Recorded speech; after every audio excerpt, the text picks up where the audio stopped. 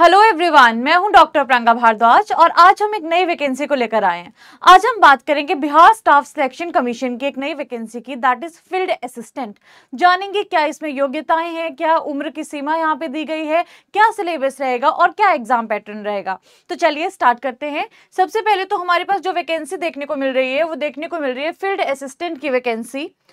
और इसके लिए अगर हम बात करें तो आज हम बात करने वाले हैं कि क्या एसेंशियल क्वालिफिकेशन है, क्या वैकेंसी है, कितने नंबर ऑफ सीट्स यहाँ पे देखने को मिल रही हैं, एज लिमिट क्या रहेगी, एग्जाम का पैटर्न कैसा है, सिलेबस कैसा है और क्वालिफाइंग मार्क्स यहाँ पे कितने रहने वाले हैं। तो चलिए सबसे पहले तो हम बात करते हैं कि ये नोटिफिकेशन क्या है। अगर आप इसकी बात करें कि सबसे पहले तो जो बिहार स्टाफ सिलेक्शन कमीशन है यानी कि बिहार कर्मचारी चयन आयोग है, उसने कुछ पोस्ट निकाली है क्षेत्र सहायक की या फिर फील्ड असिस्टेंट की। बात करते हैं कि रजिस्ट्रेशन इसकी कब से कब तक है या आप कब से कब तक इसके लिए आवेदन कर सकते हैं। तो 25 अप्रैल से लेके 21 मई 2025 तक लगभग एक महीने का टाइम पीरियड है इसके लिए अप्लाई करने का। तो ध्यान रखिए कि 25 अप्रैल से इसकी ऑनलाइन एप्लीकेशन की डेट शुरू हो जाएगी और 21 मई तक आप इसके लिए अप्लाई कर सकते हैं। अब बात करते हैं आगे कि इसके लिए एसेंशियल क्वालिफिकेशन क्या है और सैलरी कितनी रहने वाली है।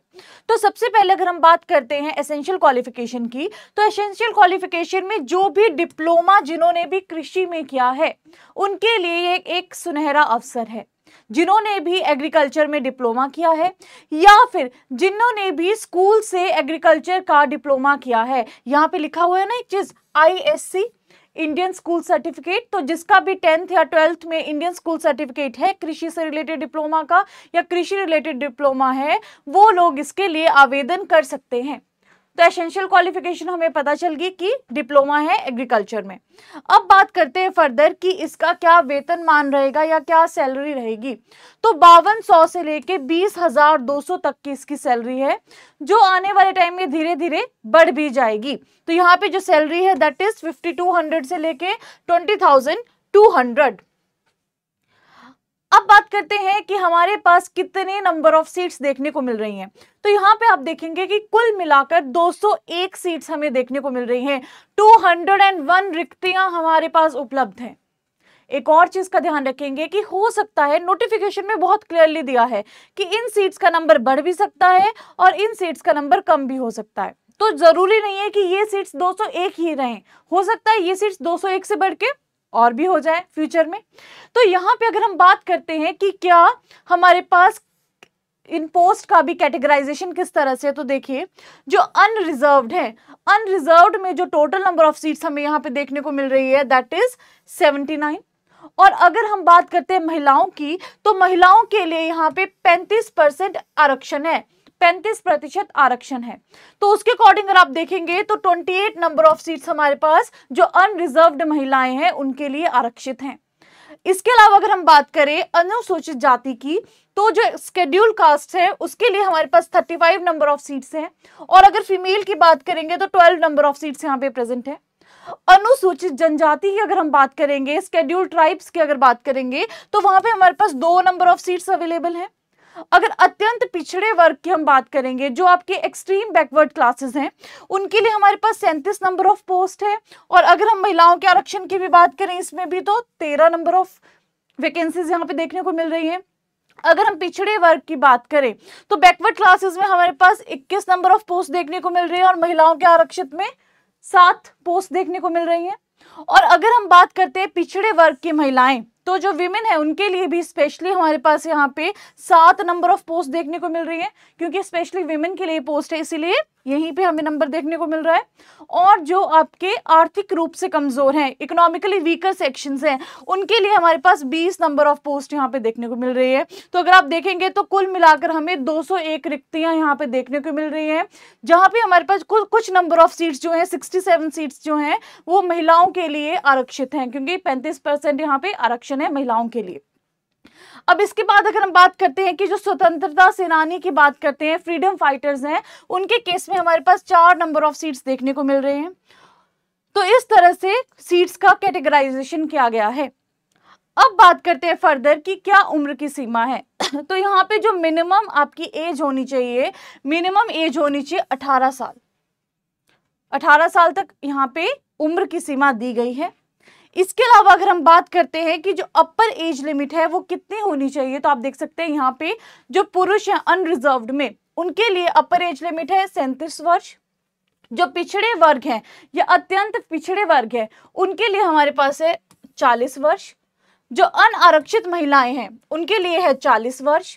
अनुसूचित जाति और अनुसूचित जनजाति इनके लिए है 42 वर्ष। और सभी कोटि के जो दिव्यांग अभ्यर्थी हैं उनके लिए हमारे पास में 10 वर्ष की छूट है। तो यहाँ पे हमें पता होना चाहिए कि ये जो एज है, ये जो 10th के सर्टिफिकेट पे एज होती है उसके अकॉर्डिंग ही मान्य की जाएगी। जो एज आपकी 10th के सर्टिफिकेट पे है उसी के अकॉर्डिंग इस एज की भी गणना की जाती है। अब आगे बात करते हैं कि क्या एग्जाम का पैटर्न रहने वाला है। तो देखिए, क्योंकि हमने बोला कि जो भी इंडियन स्कूल सर्टिफिकेट है या कृषि का डिप्लोमा है उसके अकॉर्डिंग हमें यहाँ पे देखने को मिल रही है ये पोस्ट, तो उसी के बेसिस पे एग्जाम का पैटर्न और सिलेबस भी है। जैसे आप देखेंगे यहाँ पे 3 खंडों में इसको विभाजित किया गया है, क, ख और ग। पार्ट ए या सेक्शन ए की बात करें तो वहां पे जीके या सामान्य अध्ययन हमें देखने को मिलेगा। पार्ट बी की बात करें तो वहां पे सामान्य विज्ञान यानी कि जनरल साइंस और गणित यानी कि मैथ्स हमें देखने को मिलेगा। और अगर हम बात करते हैं भाग ग की या सेक्शन सी की तो वहां पे हमें मानसिक क्षमता जांच यानी कि कॉम्प्रिहेंशन, लॉजिक्स, रीजनिंग या मेंटल एबिलिटी, ये सारे पार्ट्स हमें देखने को यहाँ पे मिलेंगे पार्ट सी में। तो यहाँ पे अगर हम फर्दर बात करते हैं कि कैसा पेपर रहने वाला है, तो पेपर रहने वाला है आपका एमसीक्यू बेस्ड। और यहाँ पे क्या होगा, जब क्वेश्चंस के नंबर की अगर हम बात करते हैं तो 150 नंबर ऑफ क्वेश्चंस आपको देखने को मिलेंगे टोटल। इसमें भी आपका अगर एक उत्तर सही होगा तो आपको मिलेंगे 4 नंबर। और क्या इसमें नेगेटिव मार्किंग होगी? हाँ जी होगी। अगर इसमें आपका उत्तर गलत होगा तो 1 नंबर आपका काट दिया जाएगा। बात करते हैं कि कितने टाइम में आपको 1 नंबर ऑफ क्वेश्चंस को अटेम्प्ट करना है, तो 2 hours and 15 minutes, 2.25 घंटे में आपको 150 क्वेश्चंस को अटेम्प्ट करना है, जिसमें एक सही उत्तर के 4 नंबर, गलत उत्तर का 1 नंबर काट दिया जाएगा। बात करते हैं कि इसमें क्या लैंग्वेज रहेगी, तो अंग्रेजी और हिंदी में यहाँ पे प्रश्न आपको देखने को मिलेंगे।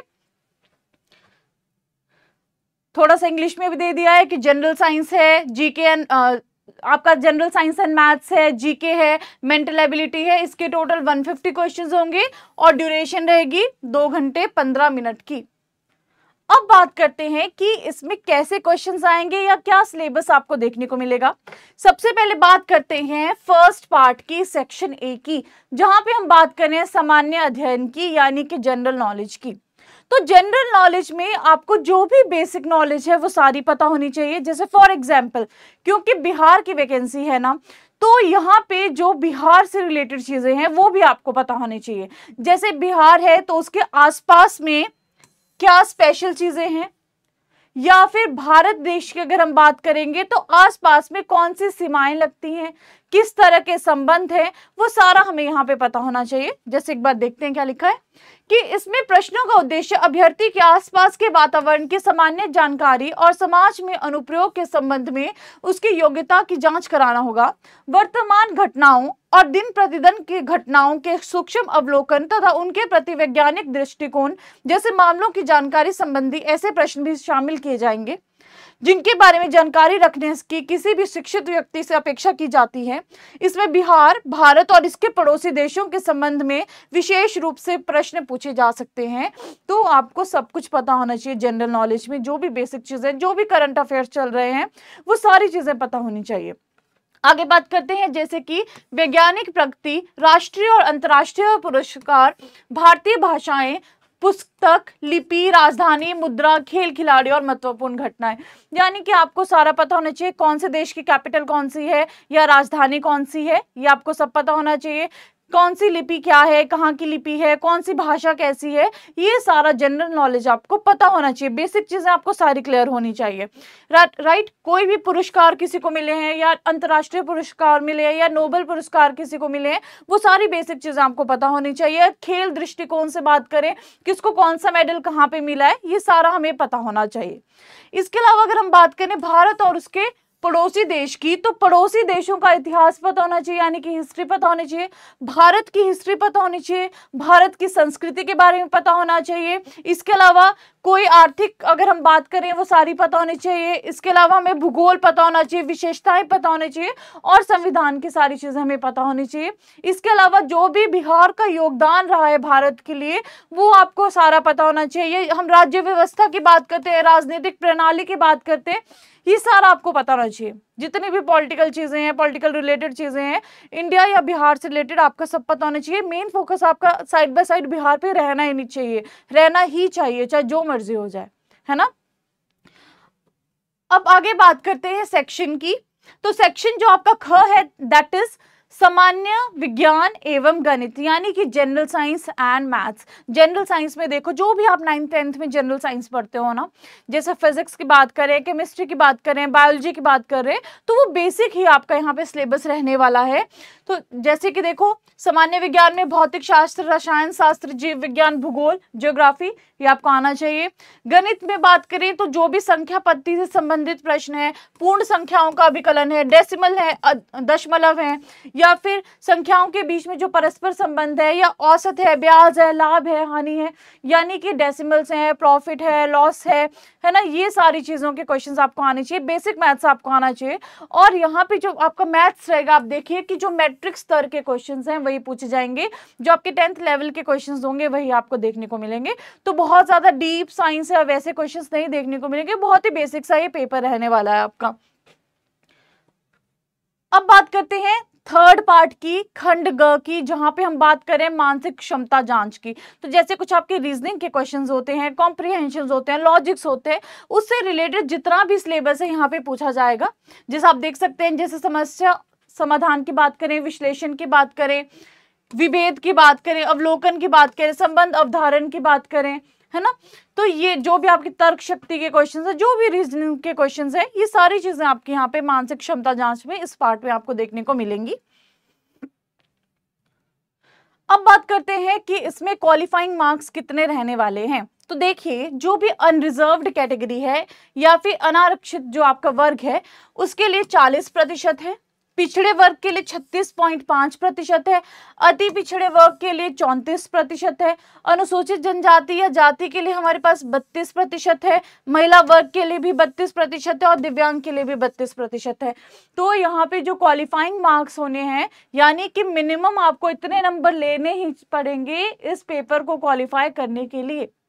और वहां क्लियरली लिखा है कि अगर आवेदकों का नंबर ज्यादा होगा तो ये टेस्ट कंडक्ट किया जाएगा। अब आपको पता है कि जब वैकेंसी कोई आती है ना, तो उसके लिए आवेदकों का नंबर तो ऑटोमेटिकली ज्यादा रहता ही है। तो यहाँ पे जितना भी सिलेबस है, जितना भी आपको पैटर्न दिखाया गया है, आप अभी से इसके लिए तैयारी शुरू कर दीजिए, क्योंकि थोड़ा बहुत टाइम आपको भी मिलेगा ही पेपर आने तक का। तब तक आपकी तैयारी अच्छी हो जाएगी, क्योंकि बेसिक लेवल का ये पेपर रहने वाला है। नोटिफिकेशन में भी क्लियरली लिखा है कि मैट्रिक लेवल के जो क्वेश्चंस हैं, उस टाइप के क्वेश्चंस देखने को मिलेंगे आपको, जैसे साइंस हो गया, मैथ्स हो गया, है ना। उसके अलावा आपको रीजनिंग के क्वेश्चंस या फिर मेंटल एबिलिटी के क्वेश्चंस देखने को मिलेंगे। तो इसके लिए आप तैयारी कर सकते हैं। इसके अलावा एक और चीज कि इसमें जो रिजर्वेशन के बेनिफिट्स मिलते हैं ना, वो बिहार के ही जो डोमिसाइल जिनकी स्टेट है उन्हीं को मिलेंगे। जो बिहार क्षेत्र के रहने वाले हैं, रिजर्वेशन के बेनिफिट्स उन्हीं को यहाँ पे देखने को मिलेंगे। ऐसी और अपडेट्स के लिए आप मेरे जो टेलीग्राम चैनल है, जो सामने स्क्रीन पे दिया गया है, इसमें जा सकते हैं और टेलीग्राम चैनल को ज्वाइन कर सकते हैं। वहां पे आपको सारे नोटिफिकेशन के अपडेट्स भी मिलते रहेंगे, वीडियो रिलेटेड लिंक्स भी मिलते रहेंगे, और आपको जो इंपॉर्टेंट क्वेश्चंस हैं वैसा कंटेंट भी वहां पे आपको देखने को मिलेगा। तो जल्दी से जाइए और इस लिंक को ज्वाइन कर लीजिए। थैंक यू सो मच, मिलते हैं नेक्स्ट वीडियो में। Thank you.